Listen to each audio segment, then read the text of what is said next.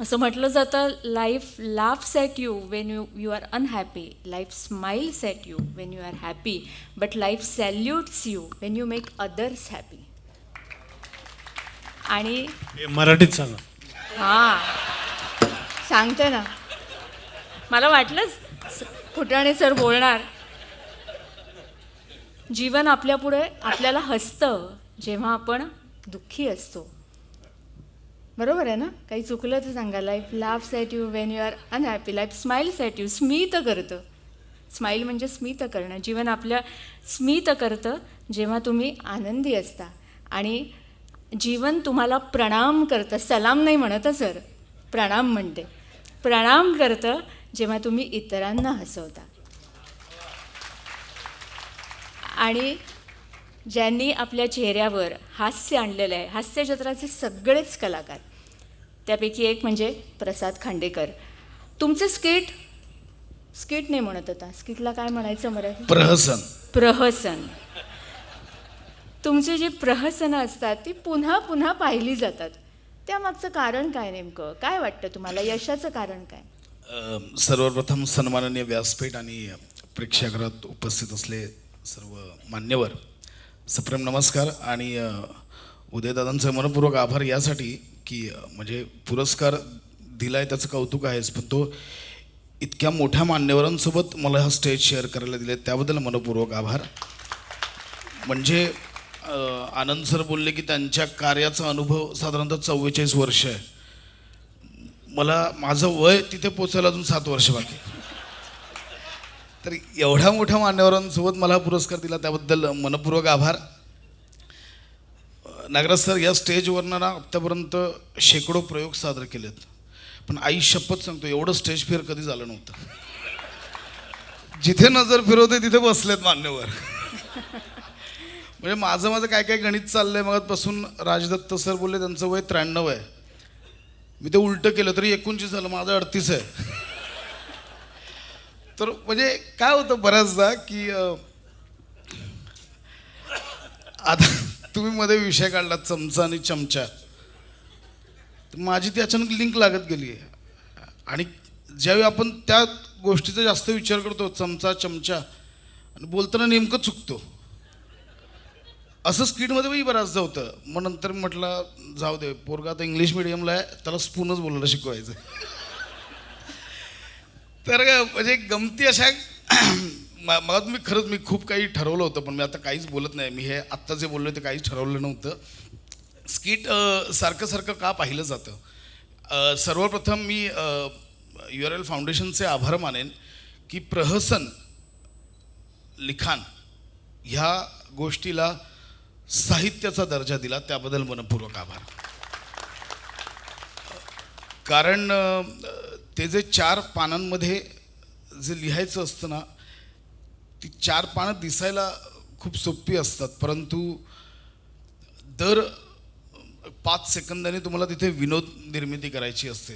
तुम्हाला त्याचा आलेख उंचावत न्यायचा असतो त्या प्रहसनाचा. आणि हे सगळं करत असताना प्रत्येकाच्या भावनाही जपायच्या असतात. म्हणजे ते खूप मोठं काम असतं की ते एक चॅनलमध्ये SNP नावाची एक क्रूर गोष्ट असते. किती सांभाळून लिहिलं तरी त्यांच्याकडनं काही ना काहीतरी येतं. त्यामुळे हा खरंच खूप कठीण प्रकार आहे लिखाणासाठी. म्हणजे मी स्वतः आत्तापर्यंत साधारणतः 1800 ते 2000 स्किट्स प्रहसनं लिहिली.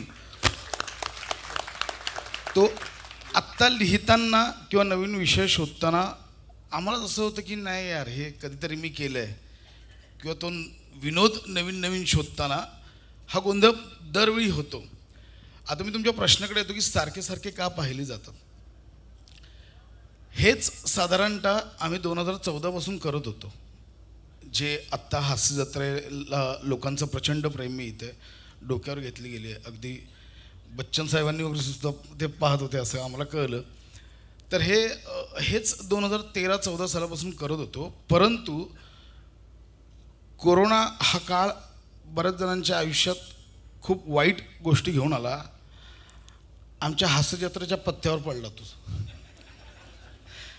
म्हणजे हेच साधारणतः आपल्या आजूबाजूला एवढं भयानक वातावरण होतं, एवढं काळजीचं वातावरण होतं आणि लोक कुठेतरी तो एक शोधत होते मार्ग त्यांना रिलॅक्स होण्यासाठी. शूटिंग सगळे थांबलेले.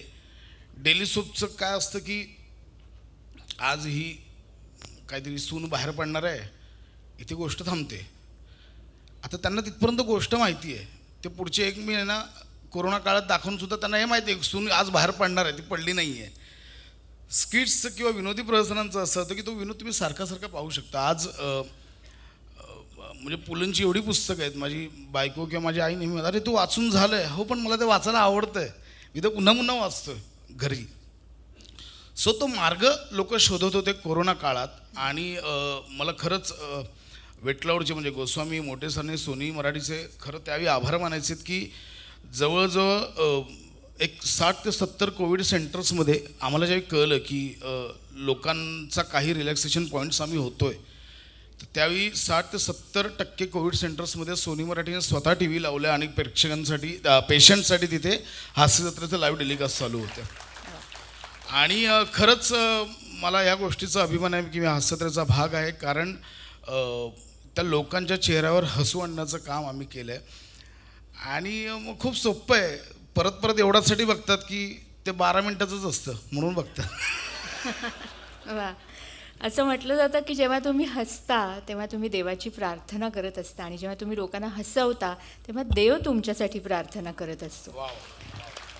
आणि रसिकांनी एवढी भरभरून दाद दिलीच. एखादी अशी दाद की जी कायम लक्षात राहिली, मान्यवराची असेल किंवा रसिकांची असेल. म्हणजे हा प्रसंग वेगळा आहे थोडा, पण हे मी कधीच विसरू शकणार नाही की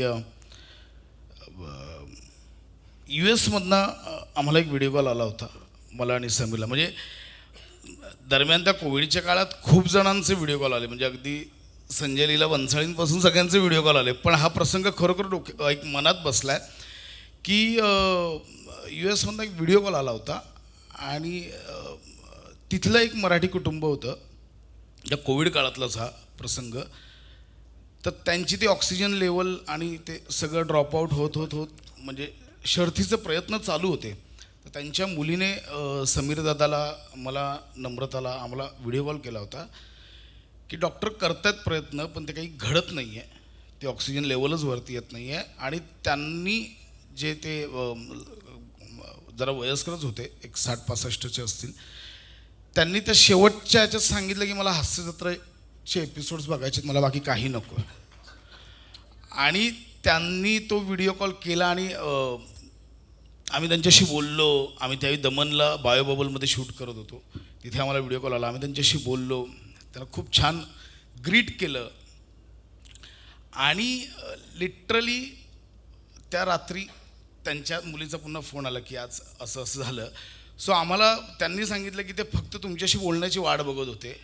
हे तर हा प्रसंग खूपच आमच्या सगळ्यांच्याच मनात राहिला. आणि सॉरी, म्हणजे ही रॉंग वेळ आहे आत्ता सांगायची, पण तसं तुम्ही म्हटलं की ह्या कुठला लक्षात राहिला की लोकांना आम्ही हसवत होतोच, परंतु त्याचवेळी त्यांना साधारणतः टेन्शनमध्ये मुक्त करत होतो, पण एका वेगळ्या प्रकारे सुद्धा आम्ही त्यांना मुक्त करायचं आम्हाला समाधान लागलं. कारुण्य. शेवटी हास्य म्हणजे काय, हसू आणि आसू. Comedy is a serious business. त्यामुळे खरं आहे.